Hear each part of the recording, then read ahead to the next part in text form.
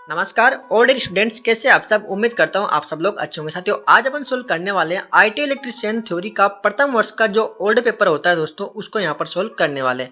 ये अपना 6 नंबर का पार्ट है। अगर आपने बाकी के पार्ट नहीं देखे तो आप जाकर चैनल पर देख सकते हैं, वहाँ पर आपको पूरी प्लेलिस्ट जो है मिल जाएगी। अपन टोटल 20 पेपर जो है ओल्ड पेपर जो यहाँ पर सोल्व करेंगे, तो आप बने रहिए दोस्तों, फर्स्ट ईयर और सेकेंड ईयर दोनों के आईटी इलेक्ट्रीशियन थ्योरी के। ठीक है दोस्तों, इसमें क्या होता है, आपका आईटी इलेक्ट्रीशियन थ्योरी में जो है टोटल नंबर ऑफ क्वेश्चंस जो आते हैं वो 38 आते हैं। बाकी 6 क्वेश्चंस आपके वर्कशॉप कैलकुलेशन के और आपके 6 क्वेश्चंस आपको ईडी के आते हैं और 25 क्वेश्चन जो आपके आते हैं वो आते हैं एम्प्लॉयबिलिटी स्किल्स के। ठीक है, तो इनको अपन जो यहाँ पर स्टेप बाय स्टेप सोल्व करने वाले हैं। तो शुरू करते हैं बिना किसी देरी के। नमस्कार साथियों, मैं इंद्रराज गौड़ स्वागत करता हूँ आपके अपने YouTube channel ITI jobs IG पर।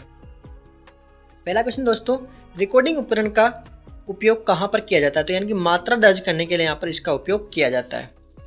साथियों, इससे आपको अंदाजा लग जाएगा कि आपके जो एग्जाम है उसमें किस टाइप के क्वेश्चन यहाँ पर देखने को मिलेंगे आपको। इंसुलेशन प्रतिरोध की इकाई क्या है? इंसुलेशन को अपन नापते हैं दोस्तों मेगा ओम में। ये आपको याद रखना है, मेगा ओम में जो है आपको इंसुलेशन को मापा जाता है। और नेक्स्ट क्वेश्चन है, पृथ्वी प्रतिरोध परीक्षण में ओम मीटर सुई के विक्षेपण किसके अनुपातिक होता है? तो होते हैं 2 कुंडलियों में धारा का अनुपात के होता है। नेक्स्ट क्वेश्चन, नए घरेलू वायरिंग इंस्टॉलेशन में इंसुलेशन का परीक्षण करने के लिए किस उपकरण का प्रयोग किया जाता है? दोस्तों वो क्या होता है, आपका मेगर होता है, जिसकी सहायता से अपन जो है इंसुलेशन का परीक्षण करते हैं। नेक्स्ट क्वेश्चन है, 1000 वाट 240 वोल्ट के विद्युत हीटर में उत्पन्न गर्मी की गणना करें। हीटर में 5 मिनट के लिए काम किया गया है। तो यहाँ पर जो आपका राइट आंसर होगा वो है 71.6 किलो कैलोरी। साथियों, इसको कैसे सोल्व करना है आपको, आप यहाँ पर देख सकते हैं आपके पास जो पावर है वो कितनी है, 1000 वाट है। ठीक है, और टाइम कितना आपका 5 मिनट, यानी कि आपको सेकंड में करेंगे। I²RT समय सेकंड में निकालेंगे यहाँ पर इसका अपन। तो यहाँ पर जो आपको क्या होगा, 300 से गुणा करना होगा, क्योंकि 1 घंटे में 60 मिनट होते हैं। ठीक है, तो यहाँ पर 5 मिनट में कितने हो गए, और साथियों 1 मिनट में 60 सेकेंड, और तो आपके 5 मिनट में हो जाएंगे 300 सेकेंड यहाँ पर आपके हो जाएंगे। ठीक है, तो 300 सेकेंड इंटू 5 करेंगे तो आपको जो है, साथियों इसको कैसे निकालेंगे, आपको आपके पास जो है पावर है, पावर कितनी होगी आपकी 1000 वाट आपकी यहाँ पर हो गई। और समय कितना होगा, 5 मिनट है। 1 मिनट में 60 सेकंड होते हैं, तो 5 मिनट में कितना हो गया आपका 300 सेकंड हो गया। ठीक है, 300 सेकंड हो गया। अब आपको जो है पावर कितनी आपकी 1000 है, तो 1000 से आपको जो है 300 से गुणा कर देना है। तो आपकी जो उष्मा है वो आपकी जूल में निकल कर आ जाएगी। तो कितनी हो जाएगी, 3 लाख जूल आपकी यहाँ पर उष्मा हो जाएगी। अब 3 लाख जूल में जो है आपको, ये आपके 3 लाख जो है यहाँ पर लिख देते हैं। 3 लाख में आपको क्या करना है, 4186 इसका गुणा कर देना है। तो किलो कैलोरी में आपका निकल कर आ जाएगा 71.6 किलो कैलोरी। ठीक है, उसके बाद दोस्तों अगला क्वेश्चन है, कौन सी विद्युत राशि भंवर धारा के सीधे अनुपात में होती है? तो कौन सी होती है, वह आवर्ती होती है। नेक्स्ट क्वेश्चन है, सीलिंग रोज को सामग्री के किस वर्गीकरण में वर्गीकृत किया जाता है? तो वो क्या हो गया, सामान्य सामग्री होती है। ठीक है, 3 फेज प्रणाली में न्यूट्रल करंट शून्य कब होता है? 3 फेज प्रणाली में न्यूट्रल करंट कब होगा? तो वो किस कंडीशन में होगा, संतुलित स्टार प्रणाली जो है यहाँ पर आपका राइट आंसर दोस्तों होगा, क्योंकि संतुलित स्टार प्रणाली में यहाँ पर न्यूट्रल बनता है आपका। ठीक है, एक लैंप को 3 अलग अलग स्थानों से नियंत्रित करने के लिए कितने 2 तरफा स्विच यानी कि 2 वे स्विच की यहाँ पर आवश्यकता होगी? तो यहाँ पर कितने आवश्यकता आपको 2 की। नेक्स्ट क्वेश्चन है, शुष्क शेल में धनात्मक इलेक्ट्रोड के रूप में क्या प्रयोग किया जाता है? यानी कि शुष्क सेल है, वहां पर पॉजिटिव इलेक्ट्रोड के लिए यहाँ पर क्या करेंगे, कार्बन का। ठीक है, पेंडेंट होल्डर संयोजन के लिए अंडर राइट की गांठ का उद्देश्य क्या होता है? तो सामान्य के टर्मिनलों को तनाव कम करे, यानी कि गांठ लगाने से क्या है, वहां पर तनाव कम हो जाएगा। नेक्स्ट क्वेश्चन है, रिलक्टेंस की इकाई क्या है? साथियों यहाँ पर जो है आपसे रिलक्टेंस की इकाई पूछी गई कि रिलक्टेंस की इकाई क्या है। यहाँ जो आपका राइट आंसर होगा वो है एम्पियर टर्न पर वेबर। एम्पियर टर्न पर वेबर यहाँ पर आपका राइट आंसर होने वाला है। साथियों यहाँ पर जो है एक डायग्राम दिखाया जाएगा कि परिपथ में प्रवाहित धारा का मान ज्ञात कीजिए। यहाँ पर जो है आपसे आप देख सकते हैं 12 वोल्ट की आपकी बैटरी है और 8 ओम का आपका रेजिस्टेंस है। तो यहाँ पर धारा आपको निकालने के लिए बोला गया है, थोड़ा ध्यान से देख सकते हैं। 12 वोल्ट की आपकी बैटरी है और साथ ही आपकी 6 ओम का यहाँ पर रेजिस्टेंस दिया हुआ है। कितना, 6 ओम का यहाँ पर रेजिस्टेंस दिया हुआ है। ठीक है, तो इसको अपन यहाँ पर सोल्व करते हैं। सीधा इसको सोल्व करने के लिए दोस्तों आपको क्या करना होगा, आपको V बराबर I करना होगा। V बराबर IR। ठीक है, V आपका कितना है, 12 है। ठीक है, और आपको क्या निकालना है, धारा निकालनी है। तो I बराबर R नीचे आ जाएगा, तो यहाँ पे कितना हो जाएगा 6। राइट आंसर आपका क्या होगा 2। प्रतिध्वनि आवृत्ति की गणना करने का सूत्र क्या है? प्रतिध्वनि आवृत्ति की गणना करने का सूत्र क्या है? तो यहाँ पर दोस्तों आपका राइट आंसर होगा 1/2π√LC। दोस्तों इसको आप रट लीजिए, ये जो क्वेश्चन है ये बार बार एग्जाम में पूछा जाता है। अपन ने जो पहले वाले पेपर भी करे थे वहाँ पर भी आपने देखा होगा कि बहुत सारे क्वेश्चन इसी टाइप के आए हुए हैं। अगला क्वेश्चन है, बैटरी की चार्जिंग स्थिति की जांच करने के लिए किस उपकरण का प्रयोग करेंगे? तो यहाँ पर जो उच्च दर निरावेशन tester, high rate discharge tester होता है, जिससे अपन जो बैटरी का पता लगा सकते हैं। अगला है, छाती और पेट पर चोट लगने पर पीड़ित को कृत्रिम श्वसन की कौन सी विधि अपनाई जानी चाहिए? तो यहाँ पर है मुख से मुख विधि। अगर छाती पर लट रहा है तो उसको पीठ के बल लटाना चाहिए, ताकि आप मुख से मुख विधि दे सके। नेक्स्ट क्वेश्चन है,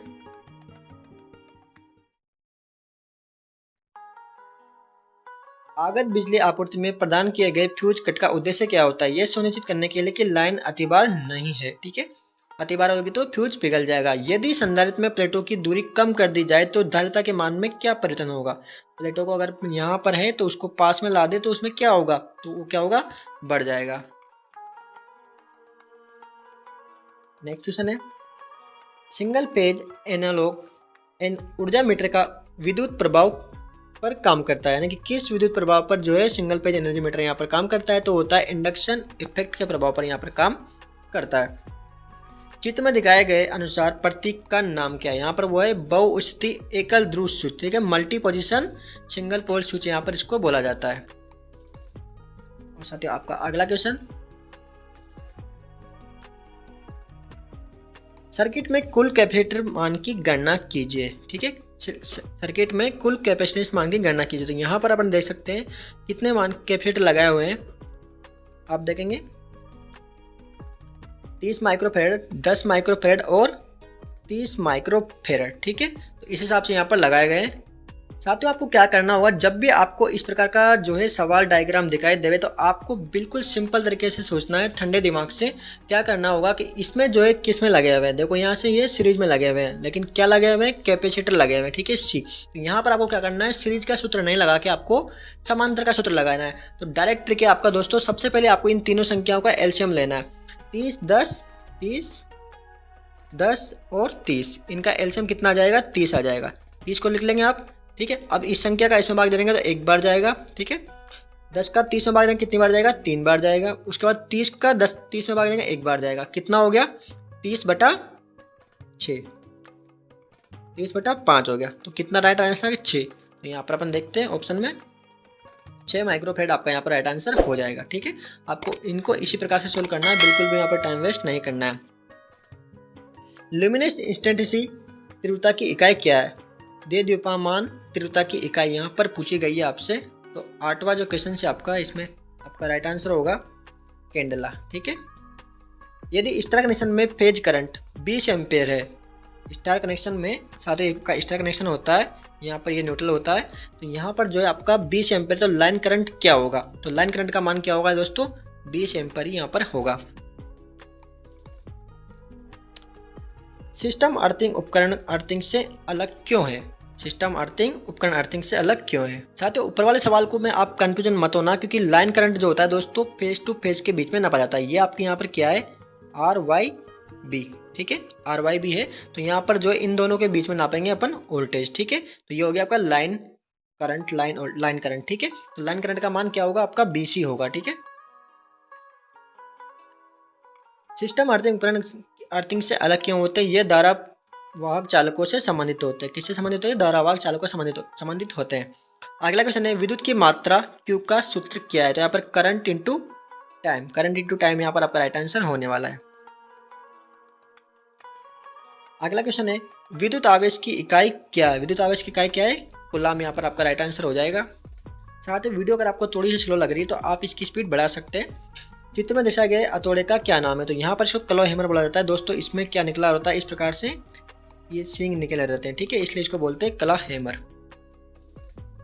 एक आदर्श ट्रांसफार्मर में प्राथमिक वोल्टेज E1 V1 और द्वितीयक वोल्टेज E2 V2 के बीच क्या संबंध होता है? तो यहाँ पर जो राइट आंसर होगा दोस्तों आपका E1 बराबर V1 और E2 बराबर V2 होता है। ठीक है, और अगला क्वेश्चन दोस्तों यहाँ पर देखते हैं अपन।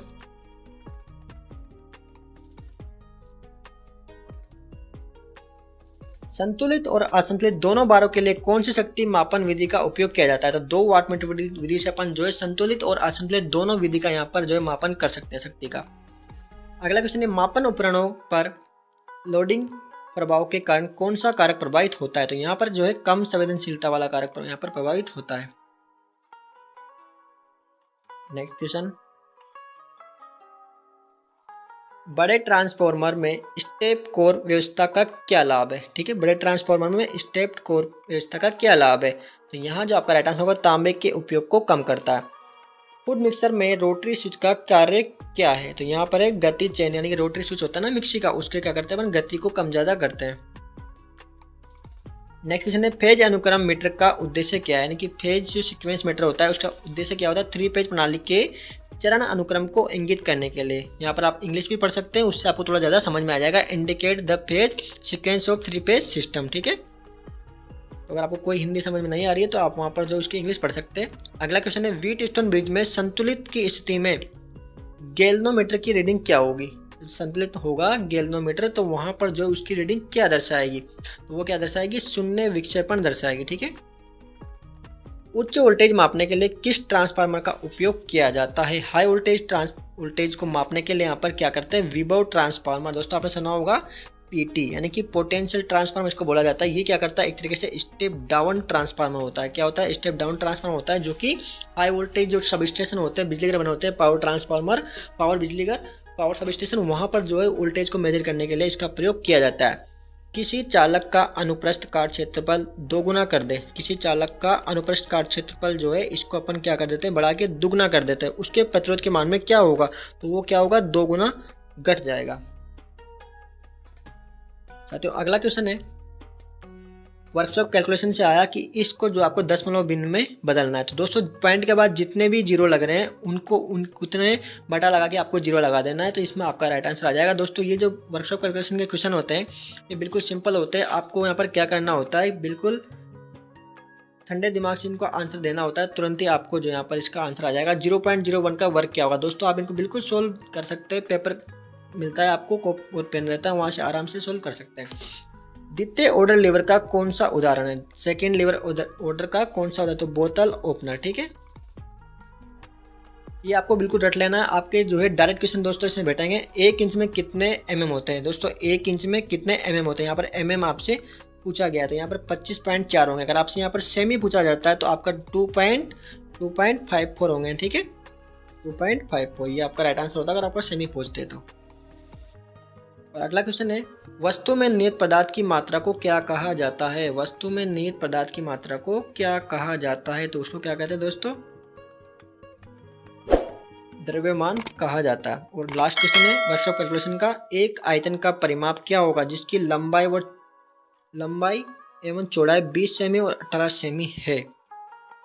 तो साथ ही इसकी जो परिधि क्या हो जाएगी? पूरी आयत की। इस प्रकार से इसको पूछा गया है। ठीक है, यहाँ पर 20 18, तो टोटल कितना हो जाएगा आपका? 76। साथियों अगला क्वेश्चन की तरफ चलते हैं अपन।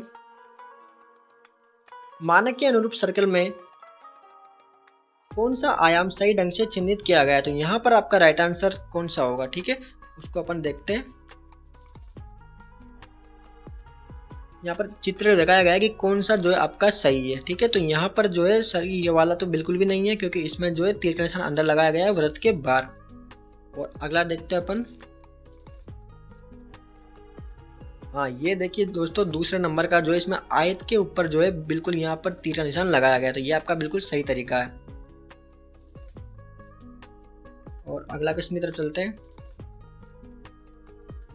उपकरण का नाम पहचान। दोस्तों यहाँ पर आपका उपकरण दिया गया है, इसको क्या बोलते हैं? गुणिया इसको बोला जाता है। तो इसमें आपका राइट आंसर क्या हो जाएगा? जहाँ पर इसका गुणिया होगा उसको आपको टिक मार्क करना है, बड़े की गुणिया। सही संरेखित सिस्टम आयाम की पहचान कीजिए। यहाँ पर जो है एक डायग्राम बनाया गया है, यानी कि जो शीट है ईडी की इंडियन ड्राइंग की, यहाँ पर कुछ बनाया गया है।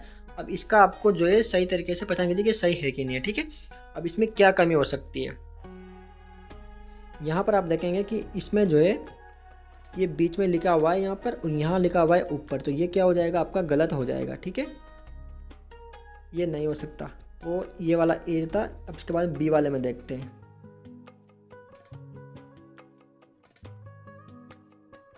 बी वाले में देखेंगे आप, इसमें क्या कमी है। इसमें दोस्तों यहाँ पर बीच में लिखा हुआ है और इसमें भी बीच में लिखा हुआ है, लेकिन ये बिल्कुल सीधा लिखा हुआ है। अगर आप सीट को घुमाएंगे तो यहाँ पर इनका अक्षर इस तरीके से लिखा होना चाहिए, यहाँ पर 18 इस प्रकार से लिखा होना चाहिए। ठीक है, तो ये भी क्या हो जाएगा आपका गलत हो जाएगा। ठीक है, और अभी चलते हैं अपन नीचे तीसरे ऑप्शन की तरफ। अब आप देखें यहाँ पर तीसरे में क्या दिया हुआ है आपको, ये ऊपर लिखा हुआ है, ये बीच में लिखा हुआ है, तो ऐसे भी नहीं हो सकता। ठीक है, फॉर्मेट आपको जो है एक ही यहाँ पर चलेगा। और अगला देखते हैं 4th नंबर का। इसमें क्या है, इसमें देखिए दोस्तों आप थोड़ा ध्यान से कि इसमें लाइन में ऊपर लिखा हुआ है और इसमें भी ऊपर ही लिखा हुआ है, लेकिन अब देखिए आप इसमें जो 10 लिखा हुआ है 18 इस प्रकार से लिखा हुआ है, इस प्रकार से। ठीक है, ना कि इस प्रकार से। ठीक है, तो ये आपका राइट आंसर हो जाएगा डी। अगला क्वेश्चन है सामग्री के पारंपरिक प्रतीक चिन्ह के लिए किसका प्रतीक चिन्ह इसको बोलते हैं साथियों। ठीक है, ये जो चिन्ह है इसको काय का प्रतीक चिन्ह यहाँ पर बोला जाता है, तो यहाँ पर आपको इसका राइट आंसर बताना है। तो इसको बोले दोस्तों इस्पात। जब भी इस प्रकार का दिखे तो समझ जाना कि भैया ये वाला इस्पात का है।